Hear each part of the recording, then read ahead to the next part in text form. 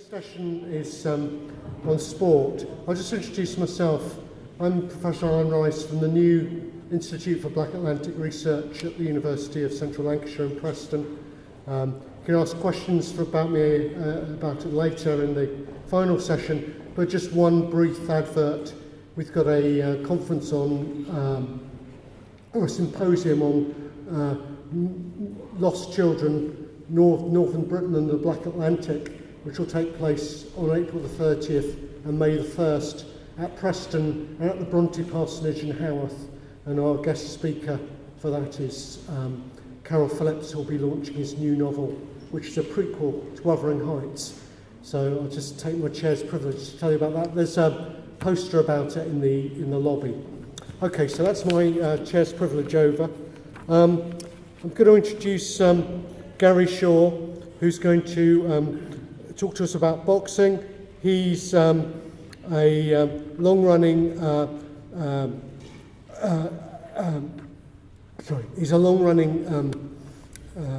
researcher in this area, and he's contributed to biographies of black boxers over the years.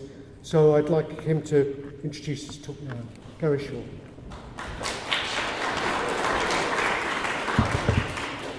Thank you very much. I'm delighted to be here. Hopefully you find this interesting. I've also wrote 2 books on Liverpool boxing, history of boxing in Liverpool, 2 books on the history of Liverpool Football Club. I'm not an academic. I've got a day job and I moonlight as the BBC Radio Merseyside's boxing reporter as well. I'm here to talk to you about the rise and growth of the colour bar in British boxing. I've got to apologise first. There's a lot to fit in. It's at times complex, contradictory, frustrating and sometimes poignant story over the span of 35 years. But as you can tell, I'm from Liverpool and we do speak very, very fast. So hopefully you'll be able to understand me. First of all, for those of you who don't know, there was a ban on black boxers fighting for British titles between, you can say 1908 or you can say 1911, up until 1947. The reason for that strange start date is because between 1908 or 11 and up to 1929, it was more or less a semi-official ban when the National Sporting Club ran boxing in England at the time. They weren't an organising body like the Jockey Club or the FA or the RFU. It was just sort of like a gentleman's club run by semi-aristocrats really. And then from 1929 up to 1947, the British Boxing Board of Control ran British boxing, where they formalised the ban using quite stark language, as you can tell by the title of my talk. Okay, so we've got to decide why the ban came into effect, and obviously if you're talking about race and boxing in this period, there's one guy to go to, the legendary Jack Johnson, the American heavyweight, who won the world heavyweight title by defeating Tommy Burns on Boxing Day in Australia in 1908. Very controversial figure, and the fact that he then became the most dangerous man on the planet, you know, obviously combined and give rise to lots of criticism in certain parts of the press. Obviously well known, less well known is this guy, a guy called Arthur Bettinson, went by the nickname Peggy Bettinson, who ran the National Sporting Club at the time. I'm just going to stop here a little bit and talk about this photograph. This is the National Sporting Club, ran about 1907. As you can tell, it looks very different to boxing today. There's no referee in the ring. There's pretty much no working class people in the audience. It's a gentleman's club. And you can't pay on the door, you've got to be a member. So that obviously precluded working class people from entering it. They're all wearing tuxedos. And then probably the only working class people in the audience would be the cornermen and would be the boxers. It was an honour to compete at the National Sporting Club at this time. You had to be invited, and that's why it had certain standing in the sporting world. Also, very, very quickly, this is very small. You could only get 600 people in. This is important because around about this time, boxing was booming. The boxing news came out in 1909. More people could read about boxers, and businessmen became involved. The Liverpool Stadium on Pudsey Street, for those of you who know Liverpool well, where the Odeon was on London Road, that was the original Liverpool Stadium, opened in 1911. You could see 4,000 people there, maybe a bit more at a push for the big fights. This only held 600, couldn't pay at the door. So obviously you can see their influence was starting to wane at this point. That becomes important reasons for why they introduced and flexed their muscles at this stage. So what happened before? Johnson literally followed Burns all around the world trying to get a fight for the world heavyweight title, and Burns was always skipping the country and going to other countries. He followed him to England, and he had an audience. He met had an audience, more or less, that's a good analogy really. He had an audience with the National Sporting Club at the time. Burns leaves to go to Australia. Johnson's got no money left. The National Sporting Club say to him, well, what we'll do is we'll part fund your trip to Australia on the understanding that if you beat Burns for the world title, you defend it against another black boxer called Sam Langford, one of the great boxers of all time, at the National Sporting Club. And he was promised that they would pay him £3,000 plus a share of any moving pictures, any CinemaScope, any share of the sales of that. Johnson agrees, takes the money, goes, beats Burns, and then he reneges on that deal. It goes to court, that's another story, but literally on the base of this petty argument, Bettinson then says, later on when he writes his history of the National Sporting Club, he says that by winning a world championship, the American did a great deal of harm, but now be impossible for black to meet white for the championship. And what he means is any championship in Britain. But then you've got to think, well, what effect does that have on black British boxers?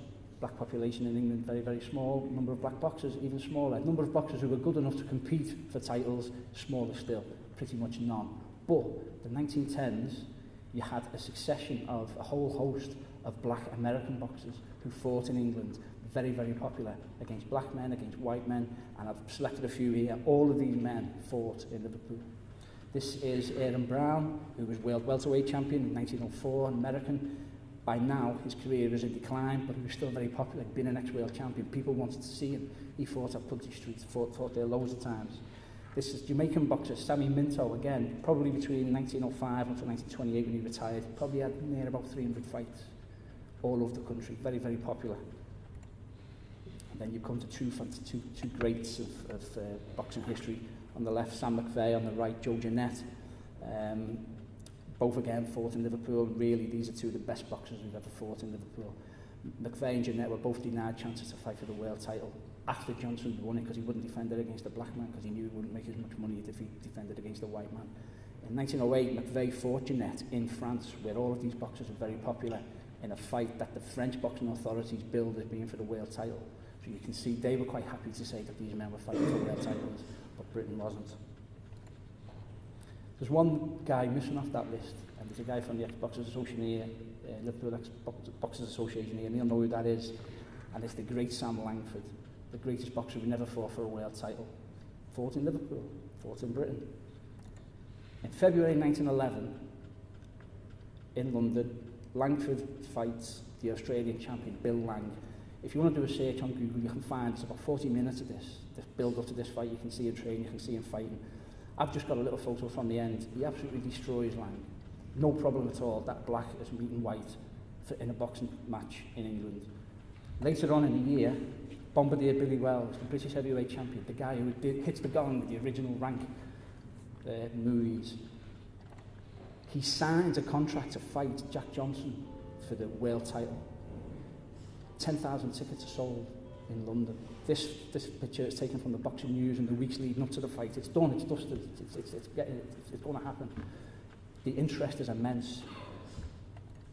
But what then happens is there's a host of criticism about the fight. This guy, F.B. Mayer, who's leader of the Free Church Council, the Anglican Church, were pretty much against boxing in general. They didn't want men fighting for money. And he then says, this is his quote, he writes, this is his famous letter to the Times, where he says that we don't want black men fighting white men for any championships and the financial gain that comes with it. This is Lord Stanhope, who was, I think he was Colonial Secretary in Fiji. He more or less says the same, that we can't have the empire having black v white for titles because it'll do a great deal of harm in the empire. And he had first-hand experience, he's been over there. These are just a couple of examples. Archbishop of Ripon, Archbishop of Canterbury, Baden-Powell, they write letters to the then Home Secretary, Winston Churchill, to try and get the fight banned. A lot of people think that Churchill did ban the fight. He doesn't. What happens is that the Metropolitan District Railway line, who had the freehold on at the lease at the venue, they decide, they pull it and they say no, so the fight doesn't happen. The boxing press were delighted at this, not because black v white were meant for the championship, but they knew that Wells would get absolutely destroyed by Johnson. There was no competition. So they were delighted and saying, well, you know, they were thinking, you've dodged the bullet here, Wells, because you would have been beat. Nothing much happens then for a while until the 1920s, and what you find is criticism against the ban, or they always follow individuals or events, and this guy is the famous Senegalese world light heavyweight champion, Battling Siki. He, world light heavyweight champion. This is Joe Beckett, the British light heavyweight champion. They do a deal to fight at the Royal Albert Hall for the world title. Home Office banning. This is 1922. A couple of months later, Georges Carpentier, the most famous French boxer of all time, apart from Marcel Cerdan, he signs to fight for the world title in Jersey, under British jurisdiction, close to France. Would have been a massive fight. That's banned as well. And then, in the late 20s, 1929, the British Boxing Board of Control come into being, and they formalise boxing in Britain. They get rid of a couple of the lower weights. Flyweight is established as the lowest weight at 8 stone. They set up central area, northern area, Scottish area, Welsh area titles. Never existed before. They formalise the sport, but they adopt the ban. Now this guy is, Ray talked about a couple of heroes before. This is one of my heroes. This is Manchester-born Len Johnson, one of the best middleweights in the 1920s. 1926, he beats a guy called Ray Hood, who was not just the reigning British champion, he was the reigning European champion as well. Hood says, I've got no problem about meeting you for the British title. Well, the boxing press say, yeah, you know, why can't I fight for the British title? The NSC say no. 1929, the board are introduced.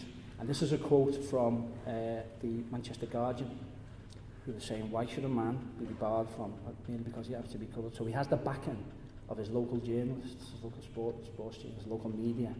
At the same time, representatives of the central area, the northern area council, they go down to the boxing board and they petition on his behalf. It's only been in existence for a couple of months, but still they say no. They make Johnson wait outside while they speak to these people, which is what they did to Johnson when he came back to England in 1911. Imagine Floyd Mayweather coming to England now and having to meet them, and they say, no, you can't come in and speak to us, wait outside. Now the ruling, the board say no, we can't do that because of Regulation 31, paragraph 4, and that's basically it. You've got to be a British subject and born of white parents. Unbelievable. And then you get a succession of black boxers, British born or not, but British subjects, who then reach such a level that the outcry is that people are saying, well, you know, you need to fight. You need to let these people fight for the British title. Anyone know who this guy is? This is Larry Gaines. He was Canadian heavyweight. He moved to, actually left Canada, moved to England for a short time, moved to Germany where he boxed for a while, left Germany in the early 30s, the rise of the Nazis, settles in Leicester. By the late 30s, he's a British subject. He beats two men who were reigning British champions, who weren't born in Britain. They were both South African. And he beats Phil Scott in front of 35,000 people at Leicester Tigers rugby ground. Scott never fights again. The title was declared vacant, but Gaines isn't allowed to fight for it. And on the back of this, you get a whole host of letters to the boxing press saying, why can't these people fight? One guy, this is almost revolutionary. If the ability of the empire can be shaken because black and white meet in boxing contests, then the sooner it collapses completely, the better. And this is a taste of the opposition to the ban from ordinary people, just normal boxing fans writing into the boxing press. A few years later, Tommy Martin, Deptford, he was a middleweight. He used to weigh in with big heavy coats on, with weights in his pockets, so that he could fight a heavyweight because he was getting more money. He wants to fight Jock McAvoy for the British middleweight title. McAvoy says, yeah, no problem. They do actually fight a couple of times. But the board, again, they disallow it.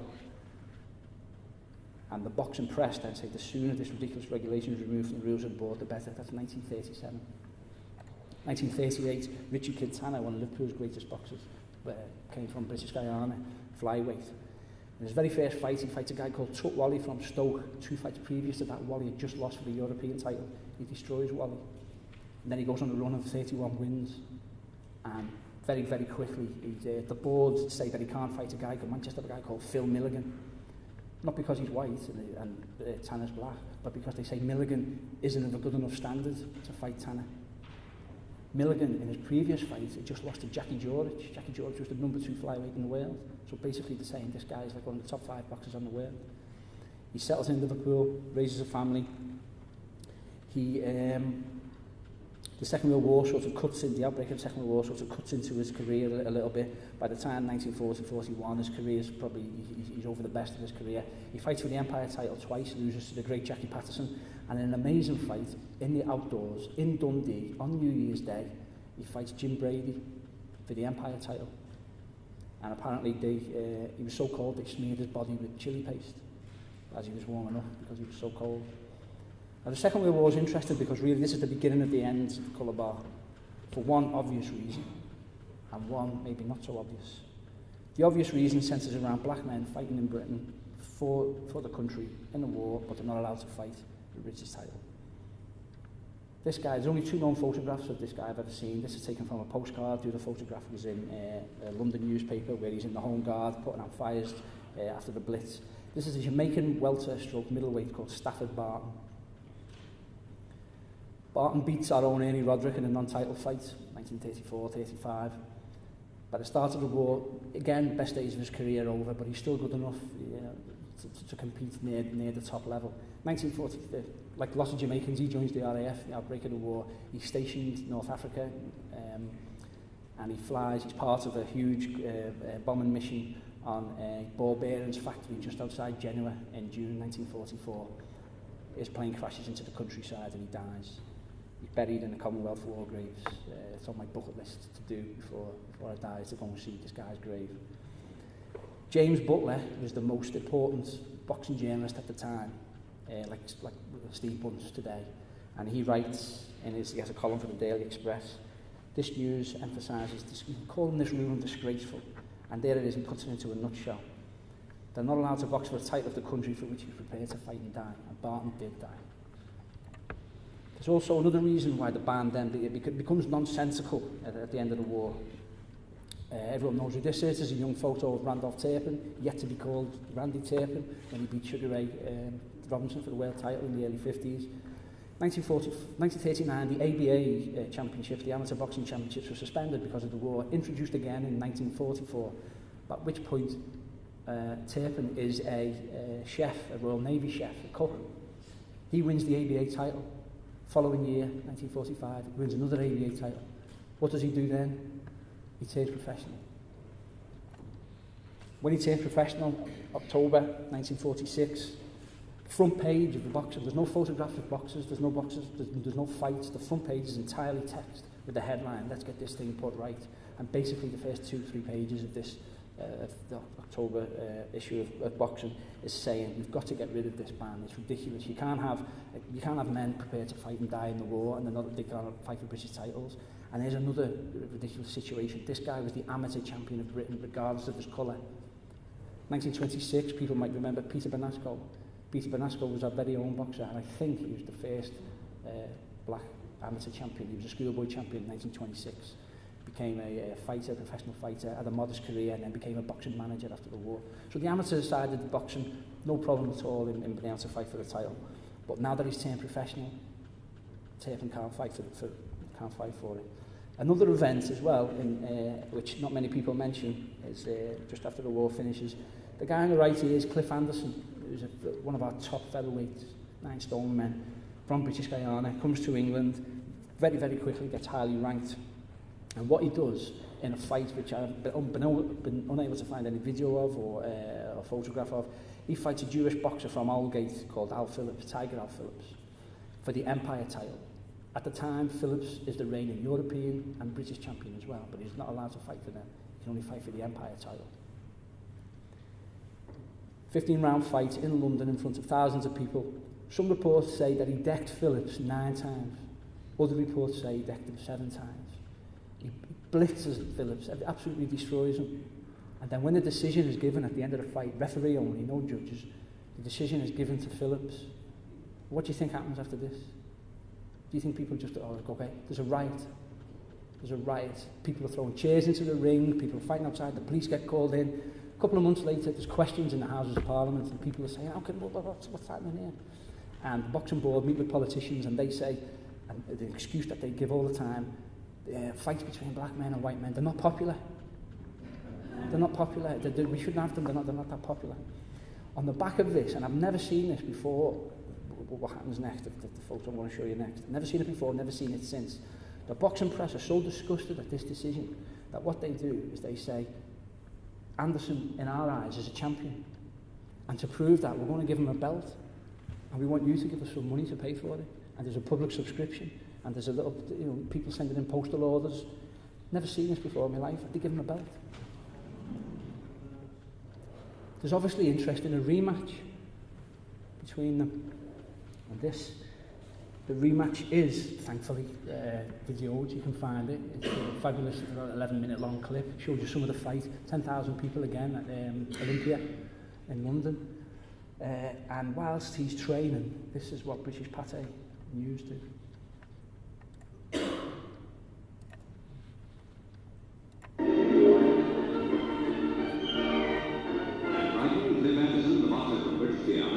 Fighting trophy for his bout with Al Phillips. 3 months ago, Anderson lost to the Orchid boxer on a narrow appointment. At Olympia, the two boxers meet again.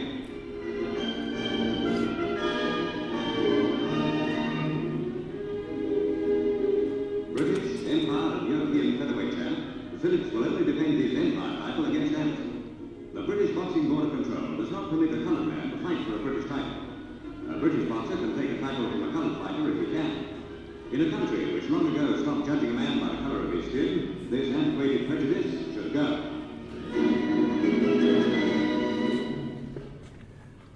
Handsome as well.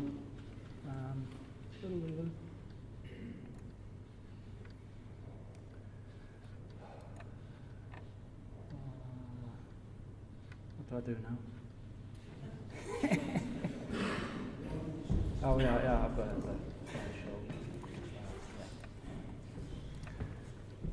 Wasn't that great? Fantastic little clip. I'd been looking at for a long time, and when I found it, I cried. Okay, so what happens next is the board would, faced with this overwhelming pressure, the League of Coloured People's Welfare Association, 1946, they meet with the government as well, and they say, this ban's got to end. Political pressure. And they're obviously on the wrong side of public opinion as well, with lots of these letters to the boxing press saying that you can't do this. What they do in late 47 is they just issue the minutes of some of their latest meetings, and way down at the bottom, it just says in one sentence, we've repealed Regulation 4, paragraph 31, Regulation 4, whatever it was, we just repealed it. And that's it. It doesn't get any fanfare, it doesn't get any mention. And then obviously the boxing press are then delighted with that. And then on this day, bank holiday, 1948, I've actually put at Villa Park in Birmingham in the open air. There's a typo in the abstract. That should have been 35,000. I've seen some people say 36,000. Not popular, these fights. Not popular at all. 36,000 people. It rains all night, and for about 2.5 rounds, they actually take the shoes off and they fight in their socks. Dick Turpin on the right is Randy Turpin's elder brother. He fights for the middleweight championship of Great Britain against Vince Hawkins, who's from down Bournemouth way. There's a better picture of Dick there. Again, very few photos of this survive. There they are doing their signing. This is a department store in Birmingham, not long before the fight. Here they are at the weigh-in. Turpin is standing on the scales there. He's not like a foot taller than Hawkins. He's actually standing on the scales. Some action in the fight. Hawkins putting Turpin under pressure. This is late on. Turpin, there's just the open air, the football ground. Turpin beats him on points to become the first British-born black boxing champion. And there he is afterwards with the Lonsdale belt. He defends it a few more times, but I think he only has maybe another dozen fights, if that. And then you get Randy Turpin, and then you get all of these people in the 50s and the 60s. And that is over. And I've only put this in because these are all Liverpool. This is in the 50s. These are all Liverpool boxers, Liverpool-based boxers, in the famous gym on Parliament Street. And Israel Boyle on the left. I think this is that Ray Acol? I don't know, that's Ogan Bassi. And Ogan Bassi, Sandy Manuel, who I met and I knew very well. Sandy was a gentleman, yeah, good lad. And that's it. Thank you.